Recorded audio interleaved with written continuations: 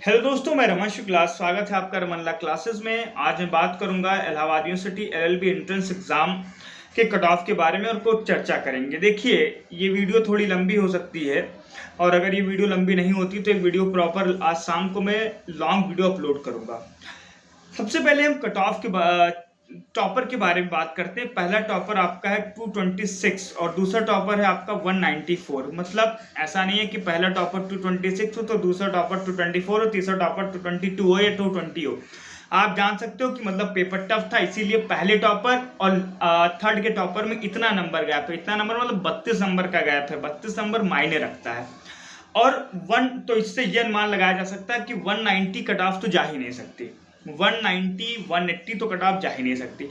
अब जो मैंने कट ऑफ देखी, बहुत सारे बच्चों के आपने कट ऑफ देखे थे रिजल्ट आने के, मतलब पेपर होने के बाद भी बहुत सारे लोगों कट ऑफ, कोई कह रहा है 190 जाएगा, कोई कह रहा है 180 जाएगा, कोई कह रहा है 180 जाएगा, कोई कह रहा है 188 जाएगा, कोई कह रहा है 185 जाएगा। ये प्रॉपर सबके वीडियो पढ़े, जाके देख लीजिए। मैंने वहां पे बोला था कि 175 से 185 के बीच में जा सकता है, बट ये मैंने बोला था कि ये मैं अपने आप को सेफ रखने के लिए भी बोल रहा हूँ, लेकिन आपका जो कट ऑफ है वो 170 तक भी जा सकता है। कितना जा सकता है? 170 तक भी जा सकता है। बट आज भी मैं अडिग हूं अपनी बात पे कि 170 तक कट ऑफ जाए तो बात की बात है, बट जो कट ऑफ है वो कहीं ना कहीं 175 से लेकर 185 के बीच में रह सकता है।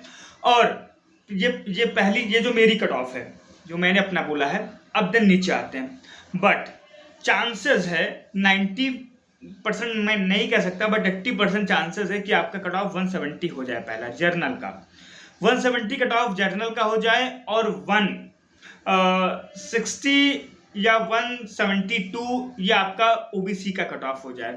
फिर आपका एससी का कट ऑफ आ जाइए। एससी का कट ऑफ आपका हो सकता है 10 नंबर इधर है तो 150 तक एसटी का कट ऑफ हो सकता है, 120 या 110 तक एसटी का कट ऑफ हो सकता है। ये इसलिए हो सकता है क्लास क्योंकि सारी चीजें देखी जाती हैं। इस बार 13,000 बच्चों ने पेपर दिया, बट क्या होता है कई बार जनसंख्या मायने नहीं रखती। अगर पेपर टफ आ गया तो कितने बच्चे सीरियस थे, कितने बच्चों ने मेहनत से पेपर दिया, कितने बच्चों के मार्क्स किसके किसके बीच में लाई करते हैं। तो मैं 170 175 इसलिए लेकर चल रहा हूँ कि मैक्सिमम बच्चों के जो मार्क्स हैं वो 130 से लेकर 150 के बीच में लाई करता है।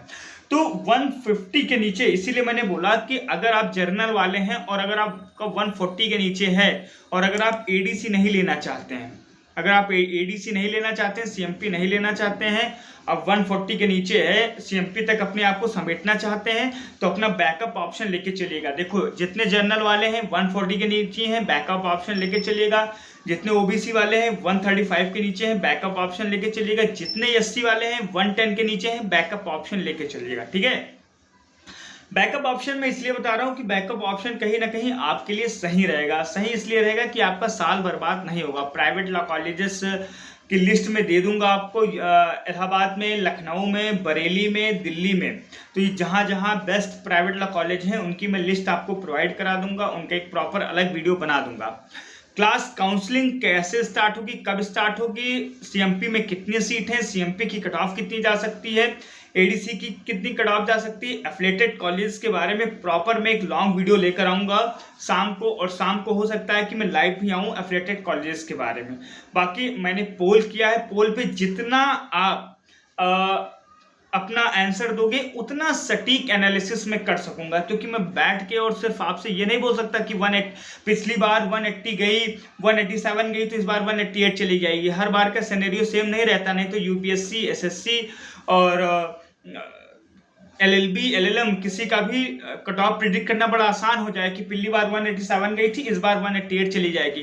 कट ऑफ कभी भी ईयरली, जो भी लोग ईयरली को देख के गेस करते हैं बिल्कुल गलत है। ईयरली को देख के गेस किया ही नहीं जा सकता है। सबसे पहले कितने बच्चों ने पेपर दिया, पेपर कितने बच्चों ने, कितने फॉर्म फिल किए गए, कितने बच्चों ने पेपर दिया, पेपर देने के बाद कितने बच्चे सीरियस हैं, कितने बच्चों के मार्क्स कितने नंबर के बीच में लाई करता है। जैसे 130 से 150 के बच्चे ज़्यादा हैं। टॉपर लिस्ट कितनी है, पहले टॉपर और लास्ट टॉपर में अंतर क्या है, और इस बार का पेपर कैसा था, मॉडरेट था, टफ था या इजी था। ये सारी चीज़ें मिलके फिर डिसाइड करती हैं कि आपका कट ऑफ क्या जा सकता है।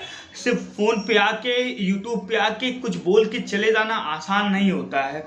तो इसीलिए बच्चों गुमराह मत होइए। और एक बात मैं और बता दूं, कई सारे यूट्यूबर्स को मैंने देखा है, मैं इसलिए पॉइंट आउट कर रहा हूँ क्योंकि मुझे कई यूट्यूबर्स को पॉइंट आउट करने की ज़रूरत नहीं है, बट इसलिए मैं कह रहा हूँ कि अपना फ्यूचर किसी के चक्कर में दांव पे मत लगाइएगा। पिछली बार मेरे वजह से और एक दो यूट्यूबर्स की वजह से 2-3 बच्चों का नुकसान हुआ था। मैं खुद अपने लायबिलिटी लेता हूँ कि हाँ मैंने बोला था, वहाँ तक कट ऑफ नहीं गई थी।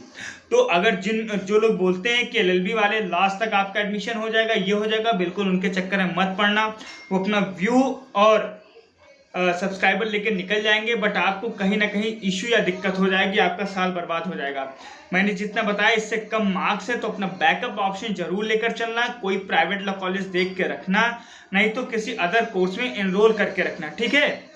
ओके क्लास, अगर आपको ये वीडियो अच्छा लगे तो बने रहे रमन लॉ क्लासेस के साथ। आपकी इच्छा हो तो चैनल को सब्सक्राइब कर सकते हैं, अदरवाइज जैसा आपका मन। धन्यवाद।